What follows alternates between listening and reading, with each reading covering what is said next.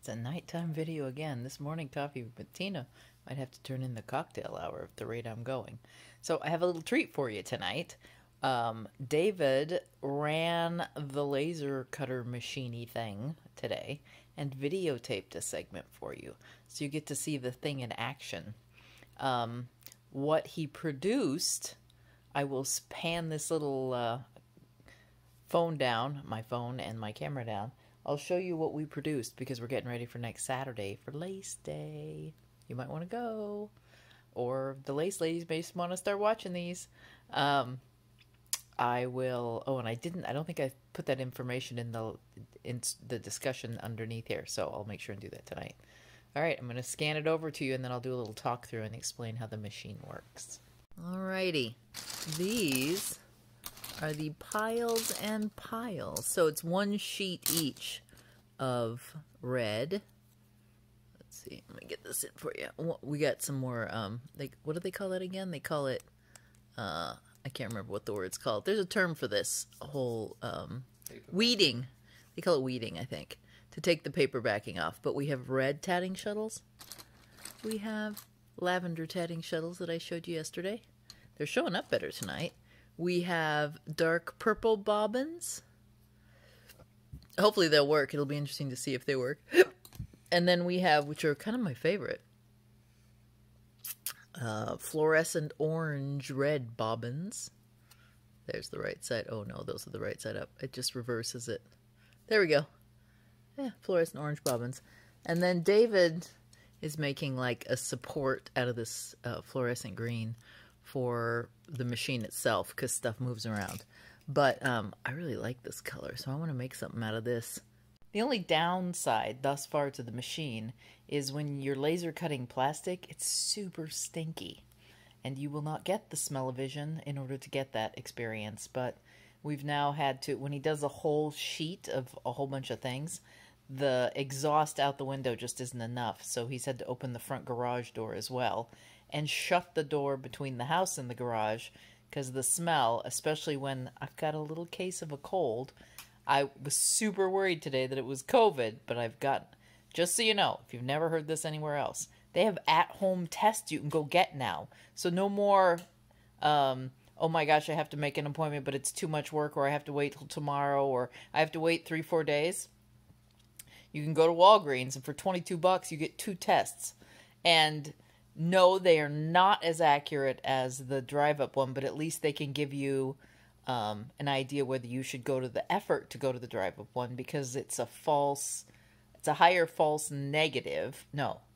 Is that right? High false positive. High false positive. So at the worst is you'll get a positive return when you don't have one. So like if I had gotten a positive return, I would have gone and got my test anyway tomorrow. Instead, I got negative, no problem.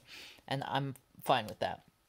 So anyway, take home, and it was $22 for 2 tests. Not bad at all.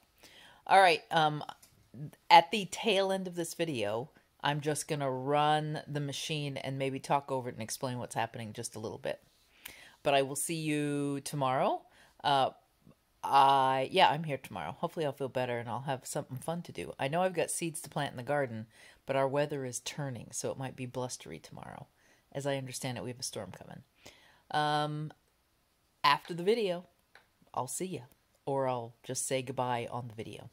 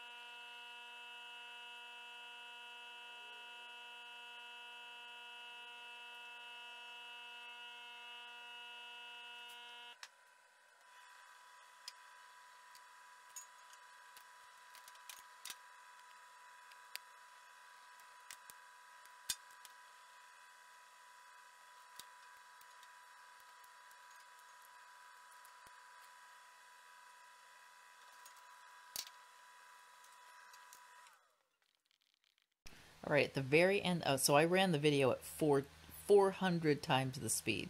So 4 times the speed. I think all total it takes about 15 minutes to run one sheet. And so what you saw was radically sped up. I did put a couple of notes in there, but I want you to make sure and know that if you have the opportunity to look at one of these machines when it's running, you need safety equipment. So the camera was looking in that hole, but you don't want to look in that hole with your bare eyes. It's dangerous. There's some debate on whether you can look through the window that comes on it, and or there's safety glasses that you can use. I would check out the info on that. We have a pair of safety glasses for the, plus the window for the odd glance, just to make sure things are okay. The fire is normal.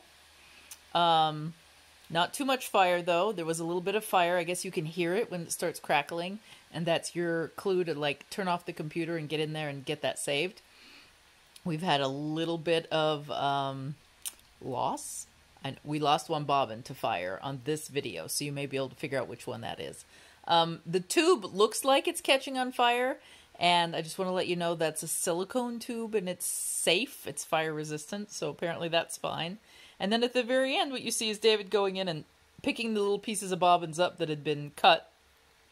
And then under that is just a lifter piece of junk scrap that gets used over and over again, hence it looks a little messy. But just the bobbins are what we harvested from that, and then I guess there's some scrap that goes into a junk pile, save pile. Anyway, I hope you enjoyed that little video. It's fun. That is the sound it makes, only it was a lot quieter for you on the video. It's much louder. I can hear it from inside the house, and you know, you heard the speeded up version, so it's deeper and longer. Anyway, I hope you enjoyed watching that. It's fun. If you've got any good ideas of things we should cut on it, let me know. I saw there's like needle sizers and rulers that you can do. And I thought about doing like the little black sheep and then have him be a ruler or something. But anyway, any ideas? Give them to us. Give us ideas. I also saw some earrings today that I might try out. All right. I hope you have a good Thursday morning for you. It's Wednesday. Oh, no, it's Wednesday morning for you. It's Tuesday evening for me. And I'll see you tomorrow. Bye.